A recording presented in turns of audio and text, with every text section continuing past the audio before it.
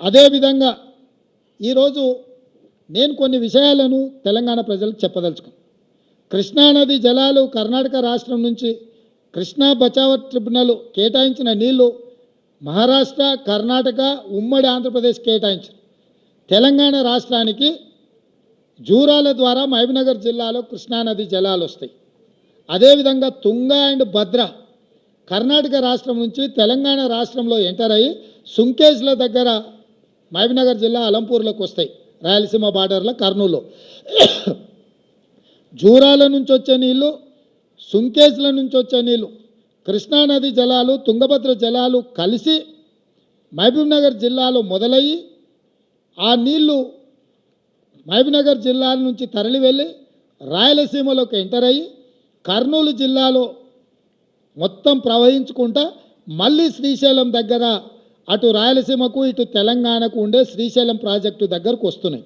అంటే మహబూబ్నగర్ జిల్లాలో ప్రయాణమైన కృష్ణానది జలాలు, తుంగభద్ర జలాలు ఇక్కడ మొదలై ఇక్కడ నుంచి కంప్లీట్గా రాయలసీమకి వెళ్ళి రాయలసీమ నుంచి మళ్ళీ శ్రీశైలం దగ్గర అటు రాయలసీమ ఇటు తెలంగాణ సరిహద్దుల్లో శ్రీశైలం ప్రాజెక్టు దగ్గరకు వస్తున్నాయి. ఒకప్పుడు ఏ ప్రాజెక్టులు లేనప్పుడు శ్రీశైలం నీళ్ళు వదిలితే నాగార్జున సాగర్లో నీళ్ళు వదిలితే పులిచింతల. అంటే కంప్లీట్గా ఈ నీళ్లు కానీ ప్రాజెక్టులు కానీ పూర్తిగా తెలంగాణ చేతిలో ఉండే. అప్పుడు కృష్ణానది జలాలు ప్రాజెక్టుల నిర్మాణం కానీ నిర్వహణ కానీ ఏదైనా ఉంటే తెలంగాణ చేతిలో కొంచెం పెత్తనం ఉండే. అవసరం అనుకుంటే మన నీళ్లు మనం తీసుకున్నాక రాయలసీమకో లేకపోతే ఆంధ్రాకో ఆంధ్రప్రదేశ్కో విడుదల చేయడానికి అవకాశం ఉండే.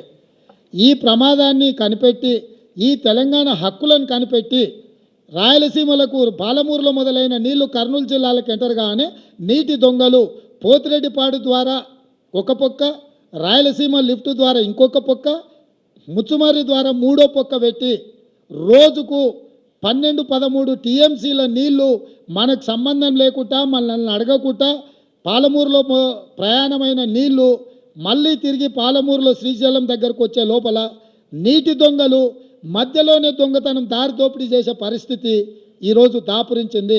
ఈ దారి దోపిడీ జలదోపిడీ జరగడానికి కారణం కల్వకుంట్ల చంద్రశేఖరరావు.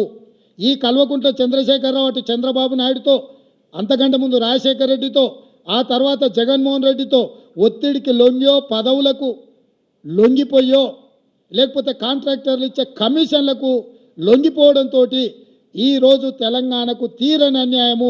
ముఖ్యంగా మహబూబ్నగర్, నల్గొండ కింద ఖమ్మం వరకు కృష్ణానది జలాల మీద ఆధారపడ్డ ప్రాజెక్టులన్నీ కూడా ఈరోజు ఎడారిగా మారుతున్నాయి.